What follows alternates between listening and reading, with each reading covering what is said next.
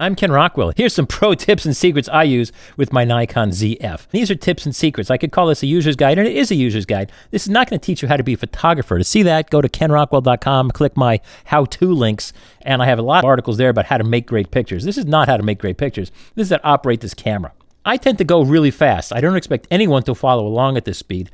In your player, there's a control for playback speed. Find the little gear icon in your player. Look for playback speed and set it to like 0.75 or 0.5x, and then you may be able to understand me. Also, I personally find my written guide at kenrockwell.com makes a lot more sense because it's all laid out, and to watch this as a video is fun, but trying to follow along at home, good luck. So please, slow down the playback speed, or just go to my written guide, which is more complete. First off, this is an oddball camera in that its firmware, as I received it, was pretty buggy and crappy. There were some things it just didn't do right. The good news was, as soon as I updated to version C 1.10 LF 1.10, everything was fine. So do make sure that you update your firmware. I usually tend not to update firmware unless I have a really good reason to. Well, that's a good reason to. Just a lot of weird things. Update your firmware. Charging and power. If you want to charge the battery externally, you actually have to go buy the external charger. You don't need an external charger because it charges from USB-C right here. It only charges from a USB-C source. You need a USB-C to USB-C cord and you are good to go. It will not charge from a USB-A source. If you use a USB-A are the old-fashioned rectangular USB ports like you might have in an older car. It won't charge from those. You do need a USB-C source like you have in newer cars or pretty much everywhere. What's bad is the amber charge light is hidden behind your strap. And notice I took my strap off for TV here. This is not very visible. The back does not light up while it's charging. So you need to put it away in a way that you can see that this light over here is lit. And when it goes off, you're charged. To shoot at 30 frames per second, it's not that obvious. There's a lot of feature restrictions. Now, the way you get there is if you hit the I button and then you go down to the advanced mode, 30, boom, that gets you that. C30, that's sort of the half-defective mode that Nikon's using some of the other cameras. The restrictions are that at a 30 frames per second rate, of course, the slower shutter speed is a 60th because, well, that's the way the world works. The format is fixed at a large JPEG normal image. You can't shoot JPEG fine, you can't shoot JPEG basic, you can't shoot RAW, you can't change anything or even use the quality priority versions of that. You can't. You just get JPEG large and that's it. Oddly, the battery gauge shot counter only increments by 1 for each burst, but that's probably normal because you can actually shoot thousands and thousands and thousands of frames at that electronic shutter frame rate.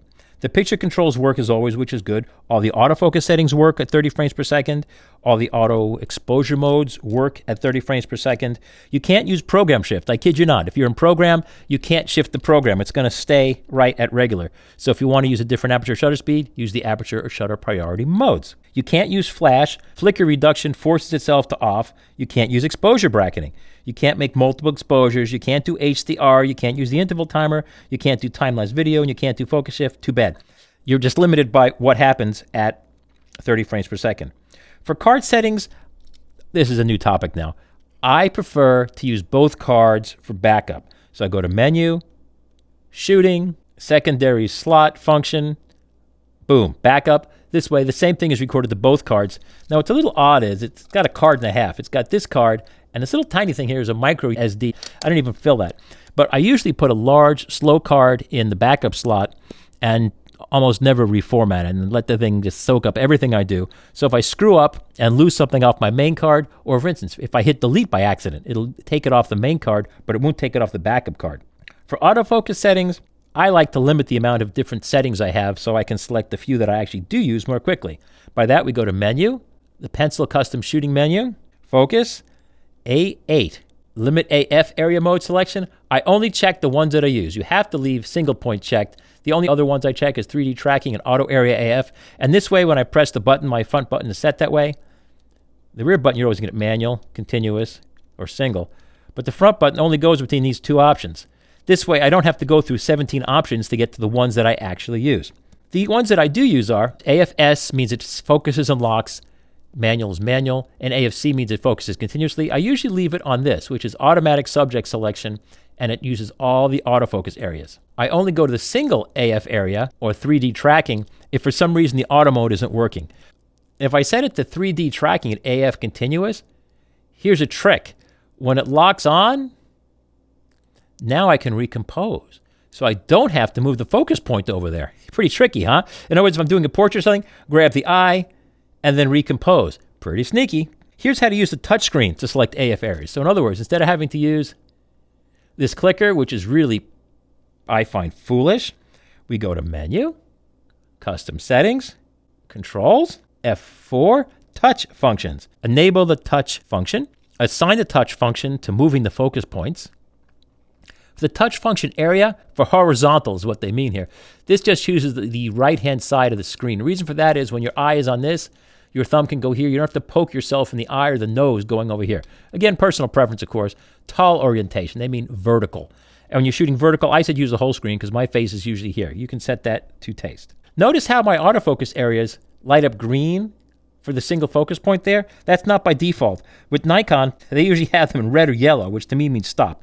So to set that, what I already did was I go to the Custom Settings menu. I go back to Focus, go to A10, the focus point display, and set them all to on.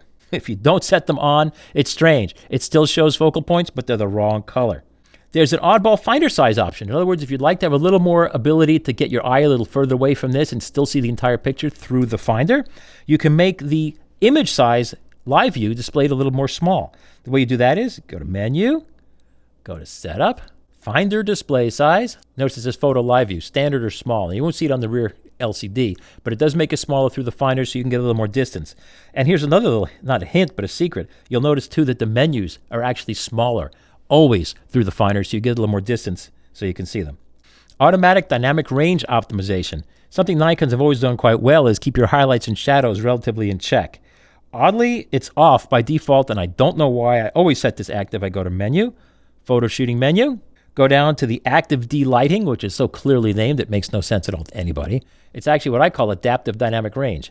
Active D-Lighting, set it to automatic. If you turn it off, it doesn't get you anywhere. If you leave it on when you've got harsh lighting, it does its best to control that lighting and reduce the highlights and bring up the shadows, and it's something everybody should check. Picture controls. The way I get my crazy, ultra-sharp, ultra-vivid images are, I go to the photo shooting menu, I go to set picture control, and again, a lot of these you can get through other ways, for instance, through the I button, but that's not the subject here. We all have our preferences in how we get to these settings. If we go to set picture control, I prefer to go to vivid. I'm clicking to the right here.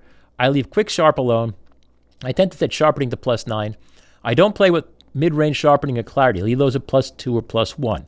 By all means, set them any way you like, but I've discovered when I set clarity to higher values, it makes a picture look really nasty. It's like applying some sort of bizarre HDR to a picture in a really bad way.